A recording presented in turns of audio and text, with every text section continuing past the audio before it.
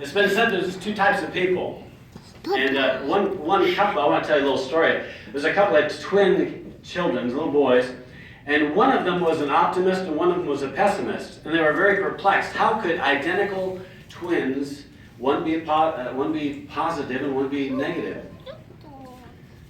And so they took them to a psychiatrist, and so they said, well, bring them back on Friday, we'll have a test. And so on that Friday, what they did is this sound like politics? It'll make sense in a minute. So they brought in the pessimist, they put him in a room filled like this, filled with toys. And they went in there, and 10 minutes later, they came back in the room, and the child was sitting in the corner and hadn't touched a thing. Jim, have you heard this one? No? Hadn't touched the thing, and said, why didn't you touch it? I said, well, I might fall down, I might scrape myself, I might get hurt, I might get lead poisoning, something might happen. They went into another room, and and they heard all they put this child in this room that was full of horse manure. And they came back 10 minutes later, and they heard all this screaming and all this excitement and all this laughing and just giddy. The kid was out of this, what's going on? What's your problem? I mean, what was this all about? He said, well, with all this manure, there's got to be a pony somewhere. What's the point? The point is, we can have a positive future if we have a positive outlook, and we are positive people.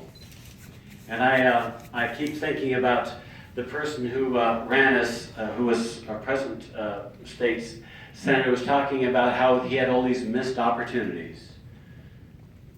That's too bad, you know. But we have an exciting opportunity to make great things happen. I want to tell you one more story real quick. And the main reason I'm in this is not for public speaking, because it's a joke. I wanted to give you the joke. But the other thing is, I got my grandkids here. I got my children. I am one of the blessed people, folks. All my children live in Jamestown. They moved back here from Oregon and Montana to live here with my grandchildren. I am a rich man. I want to keep it that way. And I want to make it that way for you too, so that your children and your grandchildren can live down the street with you. Isn't that cool? Anyway, I'm just optimistic. I'm thankful. I want to meet you, if I haven't met you already. We need, as Republicans, we need to work together. Our nation has amazing challenges ahead. Our state has amazing challenges ahead. And we have the answers. We can get the answers. And guess what? We need to work together. I appreciated what Abraham Lincoln says. You know, the problem today is that if you disagree, if you have a different label, people will say, well, they are Republicans, so I can't like you. Or they are pro this or pro that, and so I can't like you. Don't you hate that? I think we can disagree and still be friends, don't you? I like what Abraham Lincoln said. He said the best way to get rid of an enemy is make him into a friend. We need to do that with our friends and our neighbors. The reality is, almost every one of them is Republican, they just don't know it yet. We need to go out there and make a whole bunch of Republicans, one neighbor at a time. One neighbor at a time. They are Democrats because Grandpa was a Democrat. Well, guess what?